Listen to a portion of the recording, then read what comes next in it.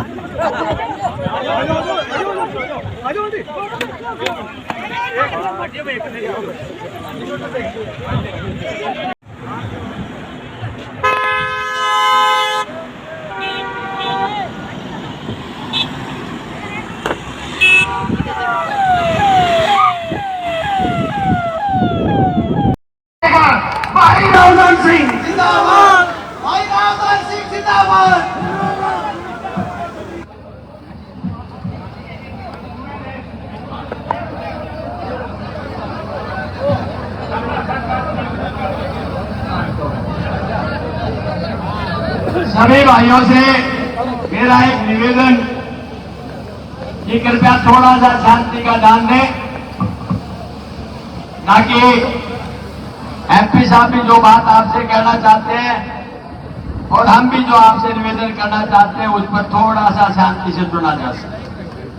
बहुत बहुत धन्यवाद आपका। भारतीय संसद में चौथी बार रहे सांसद और पांचवी बार चुने जाने वाले लोकप्रिय सांसद, जन जन की आवाज, युवा हृदय सम्राट हमारे भाई दीपेंद्र हुड्डा जी, साथ में आए हुए हमारे दादरी के विधायक भाई सोमवीर सांगवान जी, लोहारू से पूर्व विधायक चौधरी सोमवीर सिंह जी, हमारे भाई अनिरुद्ध जी, और यहां इस मंच पर सम्मानित सभी नेतागण, सभी पदाधिकारीगण, यहां पर उपस्थित सभी जिला परिषद, लोक समिति व पंचायत समिति के सदस्यगण, सभी पंच सरपंच नंबरदार साहिबान और जहां तक मेरी आवाज पहुंच रही हो, मेरी आदरणीय माताओं बहनों, नौजवान साथियों, प्यारे भाइयों और प्यारे दोस्तों, सर्वप्रथम पत्रकार बंधु, सर्वप्रथम तो मैं आप सबका धन्यवाद करता हूं कि इतनी चिलचिलाती धूप के अंदर आप सबने घंटों तक यहां इंतजार करके भाई दीपेंद्र जी के इंतजार में अपना पसीना बहाया है। मैं एक विश्वास आपको दिलाता हूं कि आपका पसीना जाया नहीं जाएगा। 4 जून को परिणाम आपका इसका रंग लेकर के आएगा, ये मैं आपको गारंटी से कहता हूं। सम्मानित दोस्तों, आप सबको पता है कि आने वाली 25 तारीख को भारतीय लोकसभा का चुनाव होने जा रहा है। आपने अनेकों चुनाव देखे, मंत्री बदलते रहे, कुर्सियां बदलती रही, मुख्यमंत्री बदलते रहे, प्रधानमंत्री बदलते रहे। आप भिवानी के भाई हो, आपसे ज्यादा सत्ता को किसी ने दूसरे नजदीक से नहीं देखा। 5-5 मुख्यमंत्री आपके जिले से, आपके क्षेत्र से संबंधित रहे। आता हूं कि वक्त और परिस्थितियों को समझते हुए हर व्यक्ति को राजनीतिक बात को समझना चाहिए। दोस्तों, ये जो सत्ता परिवर्तन की बात चल रही है आज, उसके पीछे इस हरियाणा के अंदर कांग्रेस की जो ताकत रही है वो चौधरी भूपेंद्र सिंह हुड्डा जी की रही है। ये चौधरी बंसीलाल की कर्म भूमि है। उसके बाद ही यहां से तरक्की और विकास के रास्ते हरियाणा ने कहीं देखे तो चौधरी भूपेंद्र सिंह हुड्डा जी ने दिखाए। आज आपके ऊपर एक बहुत बड़ी जिम्मेवारी है। क्या इस देश को और इस प्रदेश को इस तरह से हम जाने देंगे? इसलिए आपकी जिम्मेदारी के साथ में मैं आशा करता हूं कि जो ये 400 पार का नारा लगा के भारतीय जनता पार्टी घमंड में चूर होकर के बात करती है, उसका मुंह तोड़ जवाब देने का एक ही मौका है, और वो मौका है 25 तारीख को जब मतदान करने जाते हो तो हाथ पर बटन दबा करके 1 नंबर पे निशाना आपका, उनका घमंड को चूर चूर आप कर सकते हो। मैं तो यही कहूंगा कि इनका 400 पार का नारा वैसा ही एक जुमला है जैसे 75 पार का नारा पिछली बार आपने विधानसभा में देखा होगा। लेकिन अगर कहीं हमसे चूक होती है तो फिर दुनिया ये कहेगी कि लम्हों की गलती को सदियों ने भोगा है, आज फिर हमसे चूक हुई है, न जाने इसका अंजाम आप कहां तक देखेंगे। लेकिन मैं कह सकता हूं कि आज की 2 सभाएं, एक सभा हमने लुहारू में देखी पहल के अंदर, दूसरी सभा आपके तो सामने देख रहे हैं।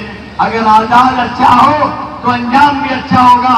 ये हालात बता रहे हैं आपको कि आपके हालात अच्छे होंगे। और भाजपा के भाइयों को कहना चाहता हूं, भाजपा के भाइयों को कहना चाहता हूं जिनका घमंड 7वें आसमान पर है, ऐ हुक्मरान मत कर इतना गुमा सत्ता का, हमने तो देखा है चढ़ते सूरज को भी ढलते।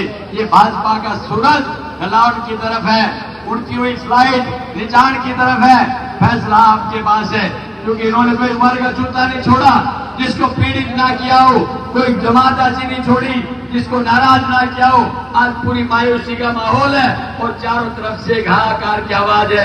इसलिए मैं हमेशा कहता हूं कि कैसे कैसे मंजर आपके सामने आने लगे हैं, लोग गाते गाते चिल्लाने लगे हैं। अरे अब तो समझ जाओ लोग, अब तो कमल के फूल भी मुरझाने लगे हैं।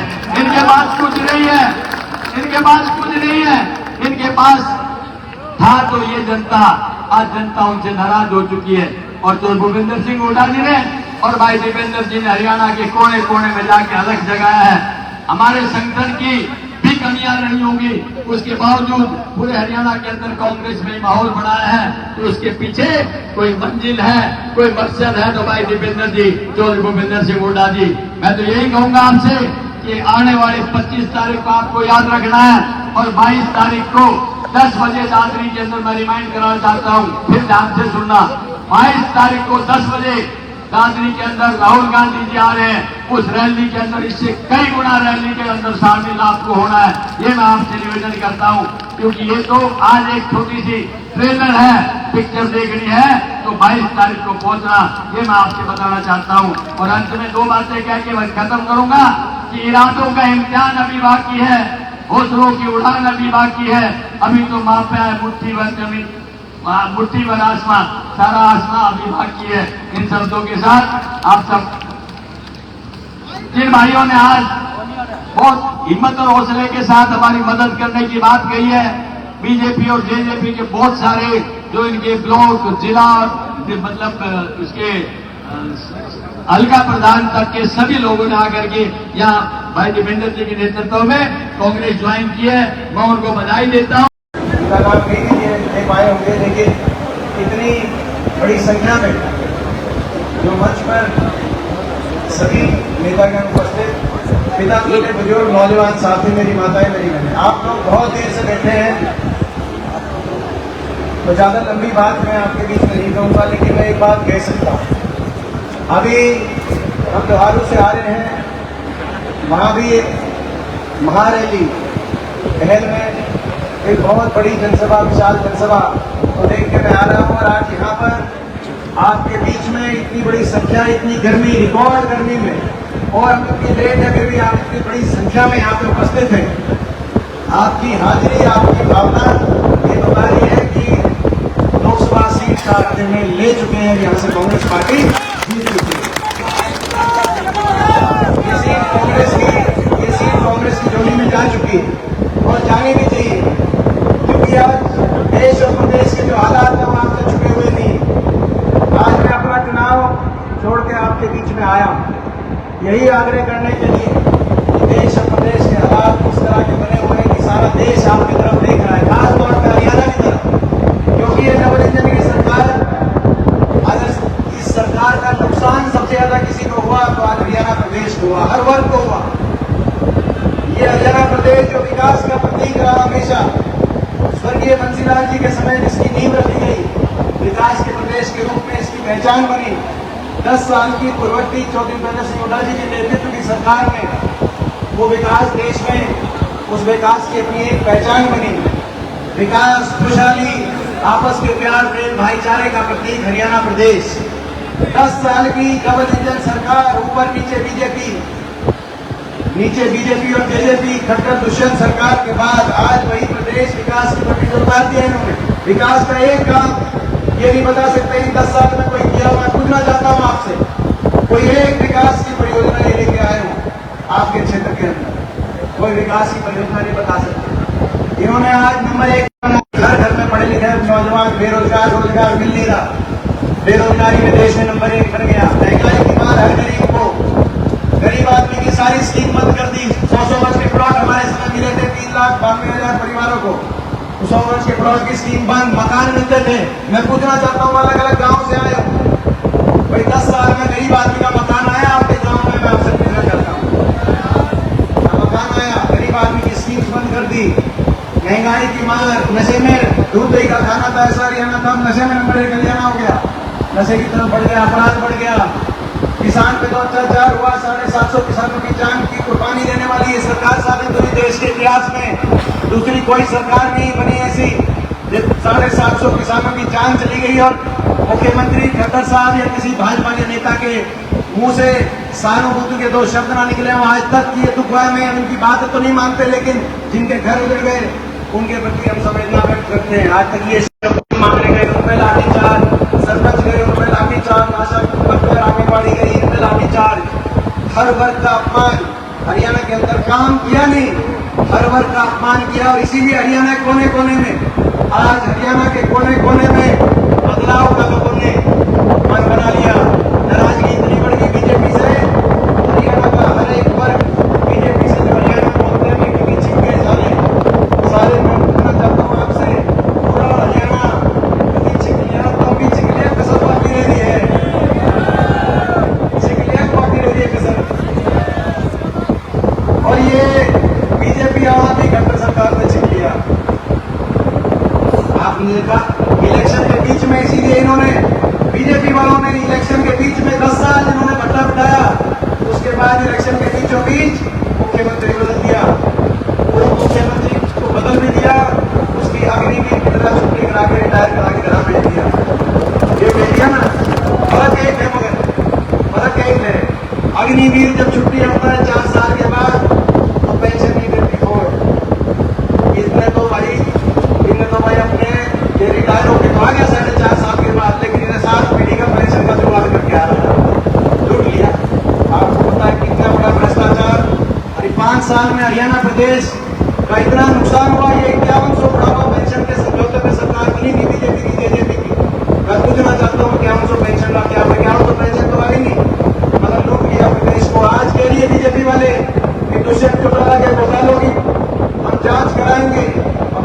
वाला कह रहे हैं कि बीजेपी वालों के घोटालों के राज बताएंगे, दोनों मिलकर लूट गए आज हरियाणा प्रदेश को।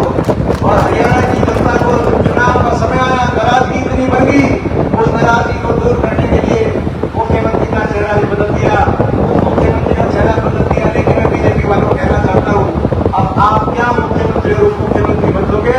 अब तो हरियाणा प्रदेश की जनता ये सरकार ही बदलने का काम करेगी। हरियाणा के अंदर सरकार बदलेगी। हरियाणा के कोने कोने से आज बदलाव, हरियाणा की बात आ रही है। हरियाणा के कोने कोने में एक ही बात आ रही है, बीजेपी की ये जालिम सरकार जा रही है हरियाणा प्रदेश में चौधरी भूपेंद्र सिंह हुड्डा जी के नेतृत्व में, जो दूल्हे महन जी की अध्यक्षता में कांग्रेस पार्टी की सरकार आ रही है। हरियाणा माहौल बन गया आज।